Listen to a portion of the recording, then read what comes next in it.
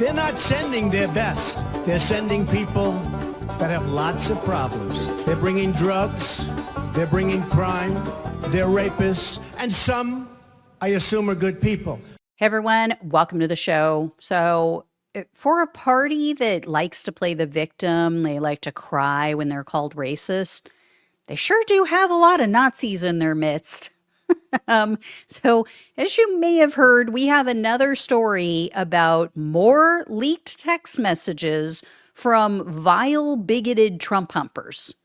Or one in particular, I should say. This one is just one guy. Actually, I give credit to the other people in this chat because they were actually trying to school him and help him, and he just didn't want to hear about it. Well, now he has personally pulled his nomination. Donald Trump had nominated this guy for a position in his cabinet, and he actually had to pull it. And I have to throw this in because I just find this hysterical, but his mommy tried to bully lawmakers into confirming him. I'm not joking. Before I get into the latest episode of I did not see that coming, please hit the subscribe button below this video. It is free. It really, really helps. I truly appreciate it. So here's the deal.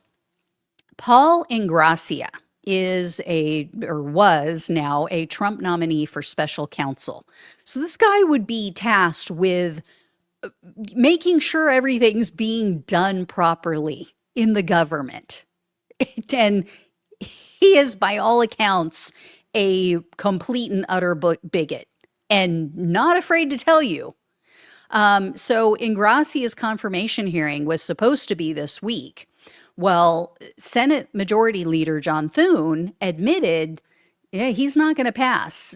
John Thune said, no, he doesn't have the votes. And then he told Huffington Post that, quote, the administration ought to just pull that nomination.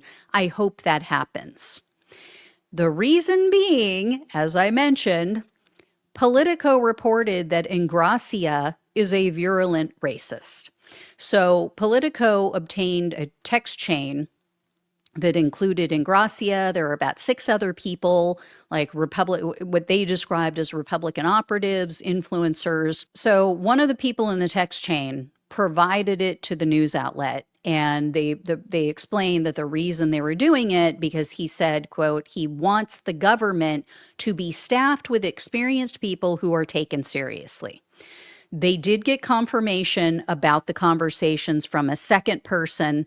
That second person didn't have a copy of the conversation saved, but they said, yes, I remember this. That is the way it went down.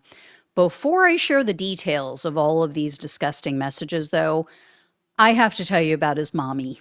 So evidently, Paul's mother, her name is Donna, she tried to confront Democratic Congress members because they drafted a letter.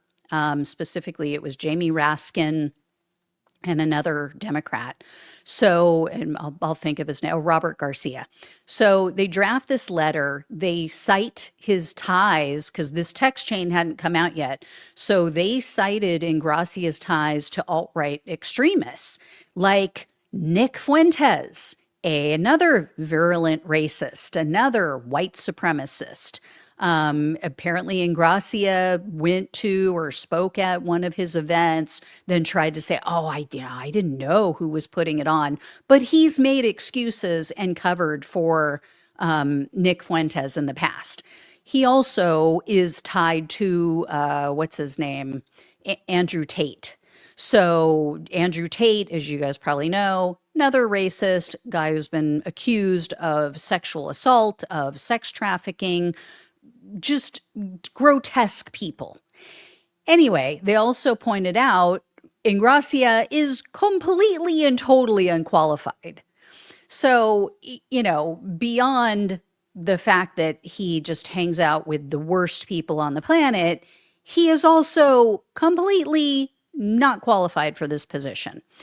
Well, staff members for Congressman Robert Garcia spoke with Donna Ingrassia. She went to his office. She went to Jamie Raskin's office. He wasn't there. So she goes to Garcia's office and she tells them that Garcia wrote, quote, disparaging things about her son. And she said she wanted to, quote, give him a piece of my mind. So she is that kind of Italian mom. She is the kind who claims her son is perfect. He can do no wrong.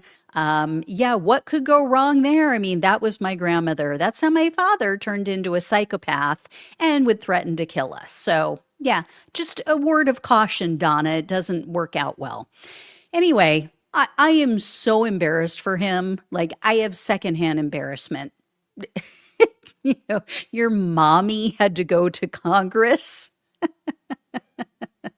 Anyway, that was before these bigoted messages were revealed. That happened in the summer.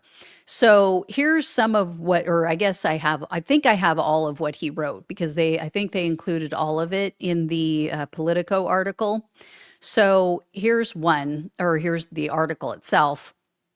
So he wrote, this was after Hamas was attacked, right after, like within a week or two of Israel being attacked by Hamas on October 7th of 2023, Ingrassia basically dismissed it and called it a psyop.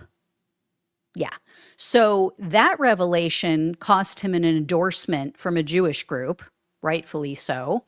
And then in December of 2023, Ingrassia told the other members of the group, quote, no Mulanyan holidays, from Kwanzaa to MLK Jr. Day to Black History Month to Juneteenth. Every single one needs to be eviscerated. Now, for those who aren't familiar with that term, Mulanyan is a slur against Black people. It's used by Italians. Sadly, I heard it far too often in my household when I was growing up, especially from the men. Many boomers, many silent generation Italians are completely and totally racist. They conveniently forget how they were treated when they came to the US. I'm not saying all, but a lot. Too many. Anyway, in January of 2024, Ingrassia wrote, I have this one. MLK Jr. was the 1960s George Floyd, and his holiday, in quotes, should be ended and tossed into the seventh circle of hell where it belongs. So someone in the text chain replied, Jesus Christ, and not in a good way. And then that same month, in regard to a former Republican presidential candidate who you guys all know, Vivek Ramaswamy, Ingrassia told the group, and I have this one too, quote, never trust a Chinaman or Indian. Never. I mean, and yet you have Ramaswamy out there just stumping for the Republicans, pledging his fealty to them, doing whatever he can to help them get elected. Wake up, guy. Wake up. This is who they are. This is what they think of you because you have brown skin. So anyway, the following month, someone mentioned in this text chain that Democrats make Black people into victims. And Ingrassia agreed with them, and he said, quote, Blacks behave that way because that's their natural state. You can't change them. Proof, all of Africa is a shithole and will always be that way. I mean, we can blame Trump for some of this, right? Obviously, he made the shithole comment before, but I think Donna probably holds some responsibility here because you learn this shit growing up. You hear this stuff in your house. And unless you have a conscience, unless you have compassion and you're a good person and that's just part of your makeup and who you are at the core, then yeah, you're going to go out in the world and repeat this stuff. So I don't know for a fact, but hey, Donna, if you ever want to come on the show, we can talk about it. Italian to Italian. Anyway, Also in February of 2024, Ingrassia told the other people in this chat, quote, "We need competent white men in positions of leadership. The founding fathers were wrong that all men are created equal. We need to reject that part of our heritage." Yeah. And then in May of 2024, Ingrassia complained there was, I guess, a person who was doing minority outreach, a Republican doing minority outreach, and he was complaining about this person saying, oh, they're not showing enough deference for the whiteness of our founding fathers. And then another member in the chat joked and said, and I have this one too, said, Paul belongs in the Hitler Youth with Obergruppenführer Steve Bannon. And then he replied, not Steve Bannon, but Paul Ingrassia replied, I do have a Nazi streak in me from time to time, I will admit. So he admits it. Admits to having a Nazi streak. And then when others were pushing back on him and they were saying, hey, you know, you sound like you're kind of racist there. I mean, I would say more than racist, but I think they were being kind. They were saying like, you know, you sound like a white nationalist. He insisted that white people built America. And he told them, quote, we should celebrate white men and Western civilization, and I will never back down from that. So I'm assuming maybe he was, you know, getting this crap also from the Proud Bigots, otherwise known as the Proud Boys, or I guess not anymore. They lost their name to a black church. Gotta love it. Anyway, Ingrassia basically waved away any warning. You know, these people tried to help him.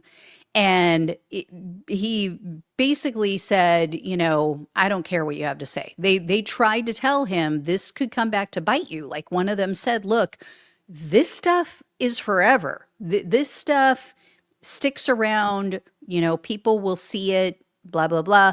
He replied, quote, nah, it's fine. Don't be a boomer. I don't mind being a scumbag from time to time. I would say it's more than time to time, guy. I would say that's just your state of being.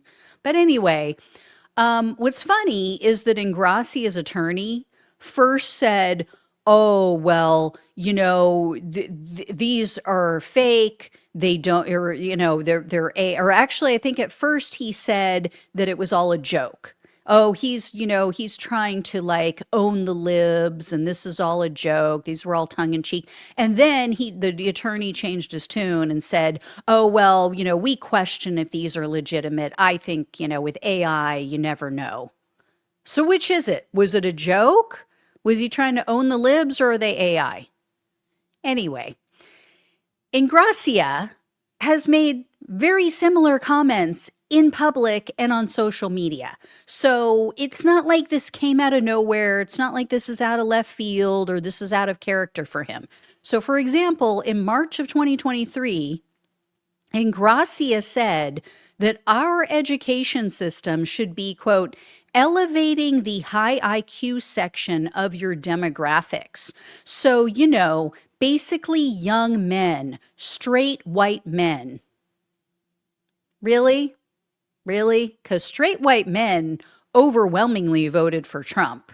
So, yeah, I think that kind of blows his theory right there about them being high IQ, the ones who voted for Trump at least. And then in December of that same year, Ingrassia posted on Twitter and he wrote, quote, exceptional white men are not only the builders of Western civilization, but are the ones most capable of appreciating the fruits of our heritage. This guy is drowning in the Kool-Aid.